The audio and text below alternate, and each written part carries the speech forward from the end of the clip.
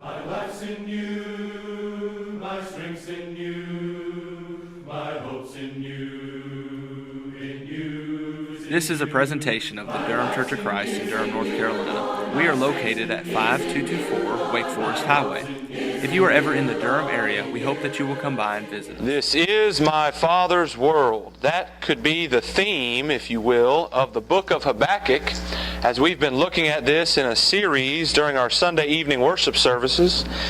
We've noticed several things within the book of Habakkuk thus far, and we're going to continue our study this evening. But one of the biggest themes is indeed that the world is the Father's. It is God's world. He is in control. We notice that Habakkuk is confused within this book. He starts off wanting to weigh what he sees before him, seeing his own people denying the Lord and living in a way that is not consistent with the law that they have been given. And he's wondering how long this will take place. He's been crying to the Lord and wants to know how long shall he cry. Verse 2 of chapter 1. But as he begins to weigh what he sees before him, he stays to hear God's response. Although maybe it took a while for God to respond, and it wasn't on Habakkuk's timetable, it was on the Lord's timetable. The world is the Lord's, and so the Lord responded when it was time. And Habakkuk stayed to hear the response. But then we notice that Habakkuk obeyed. He obeyed the Lord. He obeyed in that which the Lord commanded him to do, which was to write. And we examined in our previous lesson verses 1 through 4 of chapter 2. But tonight we're going to see that in times of confusion, Habakkuk conveys. You know, what he is about to write is not only going to be beneficial to those who will read it, but it's going to be beneficial to Habakkuk, the one that is confused. Have you ever been talking with someone before and they begin to tell you something and explain how they see something a certain way, and you step back for a moment and you realize and you ask yourself, are they trying to tell themselves that? In other words, they're saying it, but they're still trying to catch up into believing it themselves. Well, here Habakkuk is conveying what is going to come of the Chaldeans, that is the Babylonian army. And as he conveys it to his readers, likewise, he's going to be conveying it to himself. And that's going to help him with his confusion. Folks, it helps us when we talk about things. That's why we're so blessed to have the church. You know, the church is not a building. The church is not just a check in the box certain times throughout the week. The church is a family. The church is God's people. And we are so blessed to be able to have one another, to be able to bounce ideas off, to be able to challenge one another spiritually and challenge one another as we wrestle with difficulties within our own lives. Well, here Habakkuk is wrestling with some confusion. And he's going to convey what is going to take place upon the Chaldeans. Because you'll remember, God explains that the Chaldeans in chapter 1 there, verse 6, is going to come upon Israel and punish Israel. Well, Habakkuk's confused about that. We've already noticed these things, but just for a reminder, verse 13 he's stating, how can you send someone who's even more unrighteous than we are to punish us? But God is saying, no, wait. The Babylonians, they're going to be punished as well. You just wait, Habakkuk, and here are 5 woes that Habakkuk conveys regarding the Babylonians. Woe number 1. In times of confusion, we see Habakkuk conveys a woe to him that increaseth that which is not his. Notice verse 5, beginning of chapter 2. Yea, also, because he transgresseth by wine, he is a proud man, and neither keepeth at home, who enlargeth his desire as hell, and is as death, and cannot be satisfied, but gathereth unto him all nations, and heapeth unto him all people. Shall not all these take up a parable against him, and a taunting proverb against him, and say, Woe to him that increaseth that which is not his! How long? And to him that ladeth himself with thick clay. Shall they not rise up suddenly that shall bite thee, and awake that shall vex thee, and thou shalt be for booties unto them? Because thou hast spoiled many nations, all the remnant of the people shall spoil thee because of men's blood, and for the violence of the land, of the city, and of all that dwell therein. The people of Babylon were an evil people.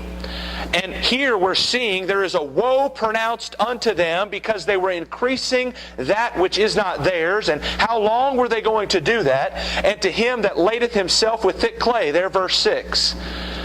Well, we're going to examine, as we look at these woes, the textual understanding, the historical understanding, and the applicable understanding. Let's begin with the textual. Your translation may be different there at the end of verse 6, and to him that ladeth himself with thick clay. Well, the word ladeth means to be rich. He's making himself rich with thick clay. What is thick clay? Well, other translations, such as the American Standard Version, states that it is pledges. In other words, taxes. Well, thick clay makes sense because really, what are coins?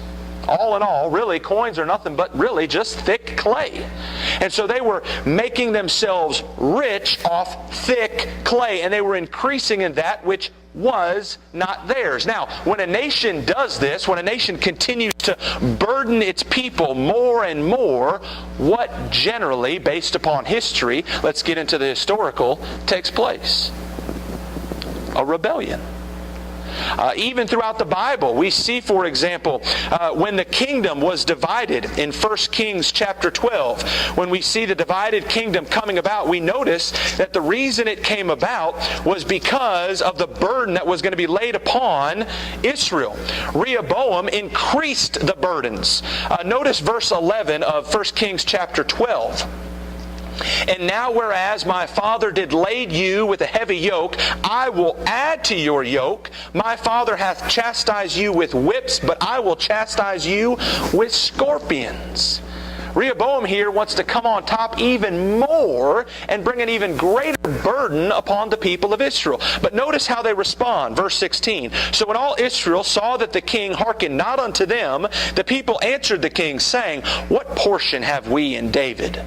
Neither have we an inheritance in the son of Jesse to your tents. O Israel, now see to thine own house, David. So Israel departed unto their tents. We see the divided kingdom taking place. We see then Judah being referenced as one kingdom and Israel being referenced as another kingdom. And the reason being was because a burden was being placed upon them that was just too great and the people would not take it anymore. We see this throughout secular history. We see the people of the colonies rising up against England and engaging in the Boston Tea Party, for example, where they were proclaiming to England by a show of deeds that they were no longer going to take the tax burden that was being placed upon them. They wouldn't have it anymore. Well, that's the point that God is making here in Habakkuk chapter 2. God is stating that, yes, Babylon, you indeed are increasing in that which is not yours. You're getting rich off taxes. But when that happens, guess what? Rebellion is coming.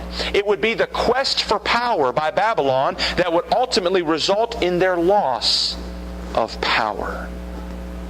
Babylon would be destroyed. And this is the first woe that's pronounced unto them. Now, what can we learn from this woe? Well, we can understand that if we desire to be rich, we're never going to be satisfied. We're never going to be satisfied.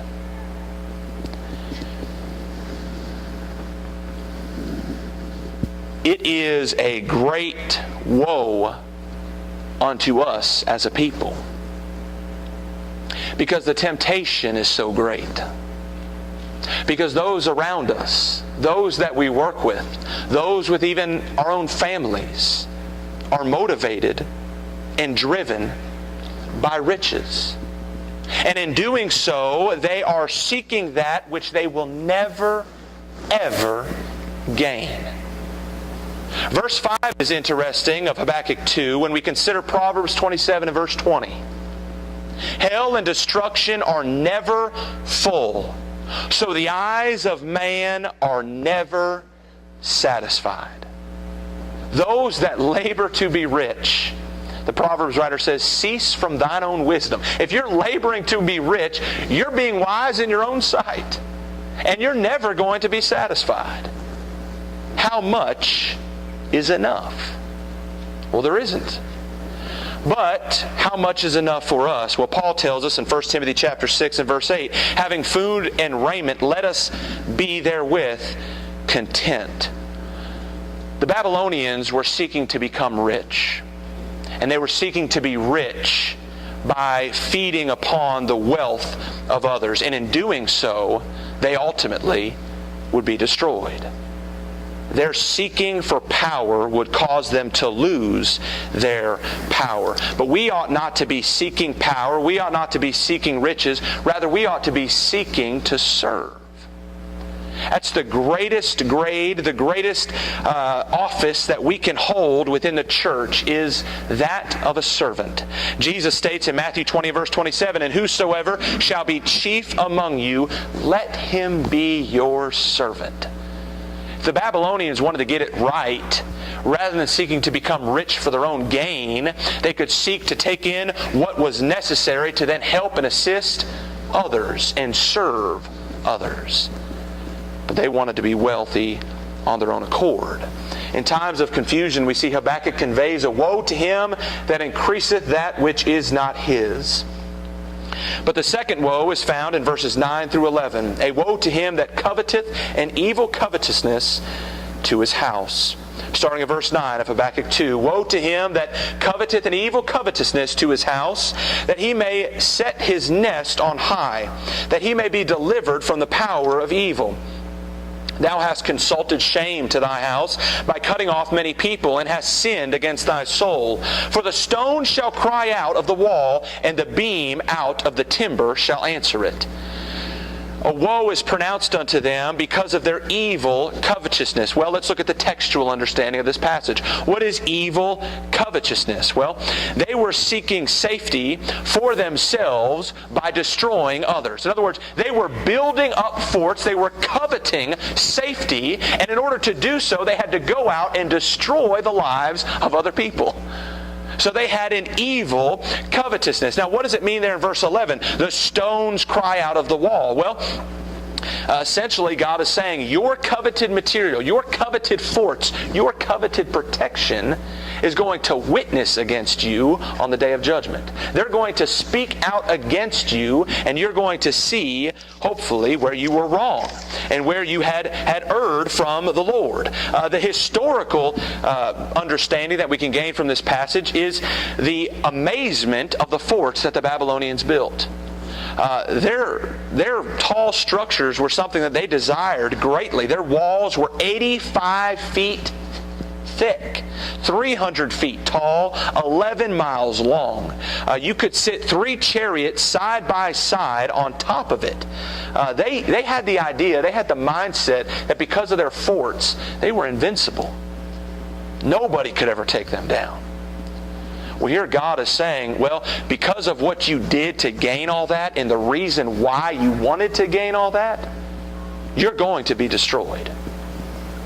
And that which you coveted is going to witness against you, and you're going to wish that you would not have sought after that. We can apply this to ourselves.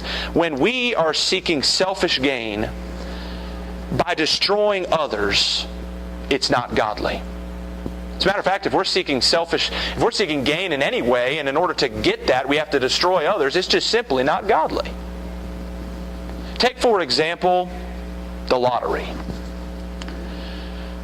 The United States of America, the poorest citizens within this country, spend nearly 10% of their wealth or income, or however they're making money, on the lottery. That's higher than any other class. The poorest are spending 10%. And the whole justification for the lottery is better education. When all the while that education that is supposedly made better, statistics show us that it's not. Most of the time the money doesn't even go to education. And the states that run the lottery, those states actually spend less money on education and have worse education than the states that don't run a lottery. That's what the statistics show us. And who wins in a lottery? Well, you might have a couple of winners.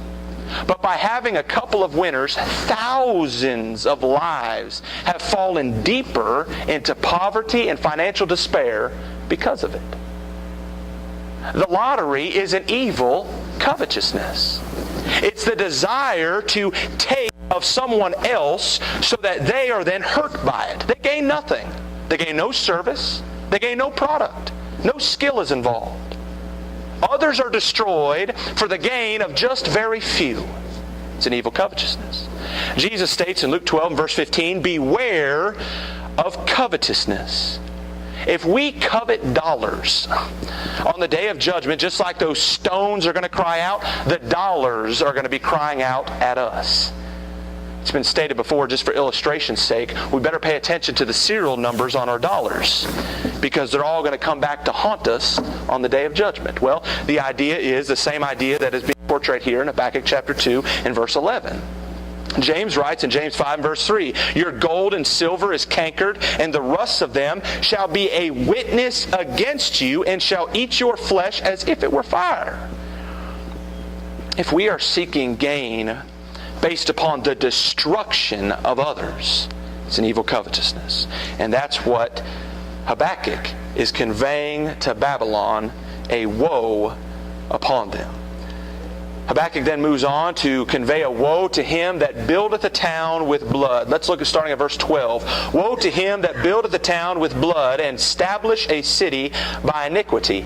Behold, is it not of the Lord of hosts that the people shall labor in the very fire, and the people shall weary themselves for very vanity? For the earth shall be filled with the knowledge of the glory of the Lord as the waters cover the sea. Well, let's understand the textual point here, especially on some certain phrases. What does it mean to build a town with blood? They were killing people to get their way. That's basically what it means. Verse 14 there, the earth shall be filled with the knowledge of the glory of the Lord as the waters cover the sea. What does that mean? Well, Babylon would eventually be destroyed by Medo-Persia. And God, through Isaiah, prophesied before Israel was even taken into captivity by Babylon, that Babylon would be destroyed by Medo-Persia. And God prophesied the very name of the king that would grant them access to be able to return to Jerusalem and build their temple.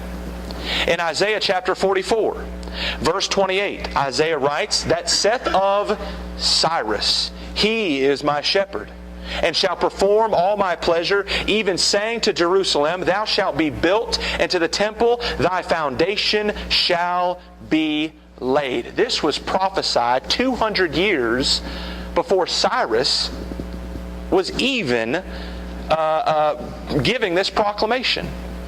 It was prophesied 150 years before Cyrus was even born. And Isaiah names him by name. Folks, that's proof of biblical inspiration.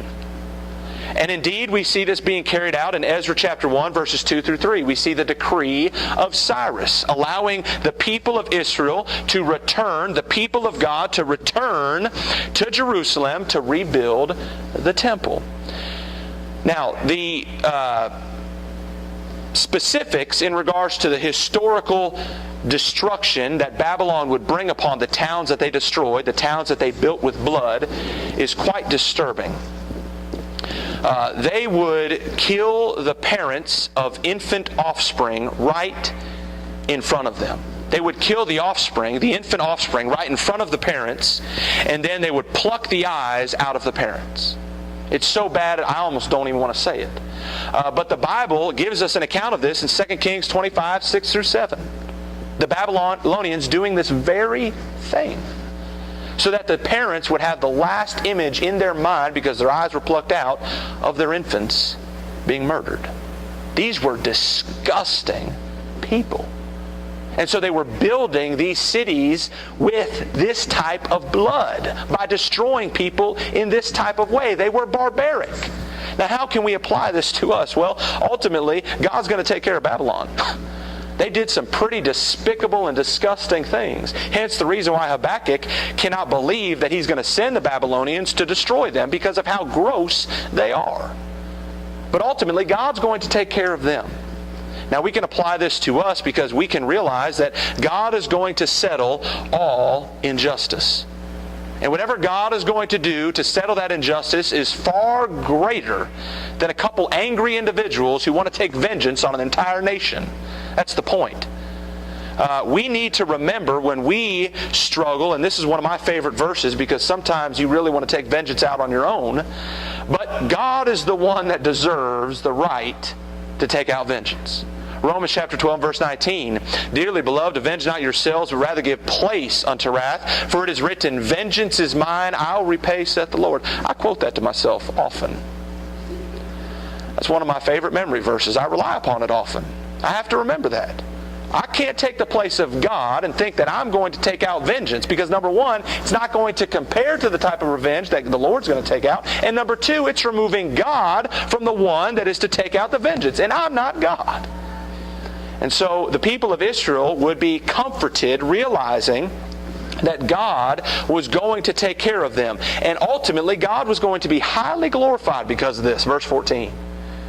The world is going to see the glory of the Lord because of that prophecy we referred to in Isaiah. The fact that indeed Medo-Persia is going to overtake Babylon, and Cyrus will indeed allow God's people to return to build the temple. Let's look at the next woe. A woe unto him that giveth his neighbor drink.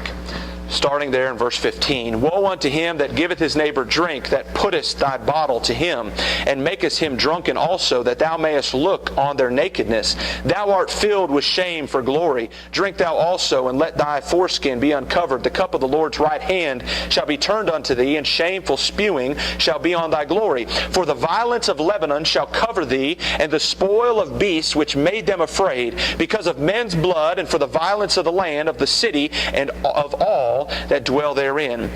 Babylon, out of all these woes, one of them is he that giveth his neighbor drink. Now, we live in a country and in a society that equates drunkenness and getting drunk and drinking with just eating breakfast. I mean, it's no big deal at all. And it certainly isn't on the same level as murder. But here in all these woes and in these lists of woes, this is one of them. Woe unto Babylon. Now, in specifically, Babylon was well known for the way that they would trick people. And indeed, guess what? Alcohol tricks people. And the Bible tells us very plainly it's going to trick people. Proverbs 20 verse 1. "Wine is a mocker, strong drink is raging, and whosoever is deceived thereby is not wise." I don't want to be proclaimed by God by not being wise. Here we see wine mocks, strong drink rages, and ultimately deception is occurring. Notice chapter 23 and verse 32. "And at last it biteth" what? Wine, "like a serpent, and stingeth like an adder." In other words, it is poison. I don't know about you, but I don't like snakes. I kind of put myself in the same boat as Dr. Indiana Jones, if you're familiar with that movie. And I can relate to him when he falls in those pits and all those snakes. Man, I mean, not me. I would never in my life pick up a snake, much less a poisonous one. And I know a lot of folks are that way. But yet some folks want to pick up the bottle and act like it's no big deal. But here, God is comparing picking up the bottle to a poisonous snake. Folks, it's poison. And it's deception. And here, an entire nation is being pronounced a woe upon them because of drunkenness and them assisting neighbors in drunkenness. Now, the historical understanding of this passage is that Babylon was indeed very deceptive. The nation as a whole had lots of sorcerers and magical arts. They would always look to take advantage of people. So they were seeking to trick people. And here Habakkuk is using the phraseology of drunkenness to show how, although they're tricking their neighbor, they are going to be destroyed because of that. We see Paul explaining to us that we are deceiving ourselves if we think by drinking we're going to go to heaven. You know, some of our very own brethren think that we can go to heaven drinking the bottle. That's not what the Bible says. Let's look at 1 Corinthians chapter 6. Starting in verse 9, we see, "Know ye not that the unrighteous shall not inherit the kingdom of God?" Notice, "Be not deceived." In other words, there's some deception out there where some will maybe try to get you to think that you can still go to heaven even though you might engage in some of these things. Notice some of the things that he mentions. Who's not going to inherit heaven? Fornicators, idolaters, adulterers, homosexuals, thieves, covetous, drunkards, revilers, extortioners. Those aren't going to inherit heaven. Now, folks might say, well, one drink isn't going to hurt anything. Let me ask you a question. One session of adultery, is that going to hurt anything? Is one session of fornication, does that make you a fornicator? In the eyes of God, it does. How is it any different with drunkenness? The answer is it's not. And ultimately, we can't be deceived by this. We can't have the mindset that somehow we can drink and still go to heaven. Paul is telling us, be not deceived. Not only is the bottle going to try to deceive us, but likewise society will also.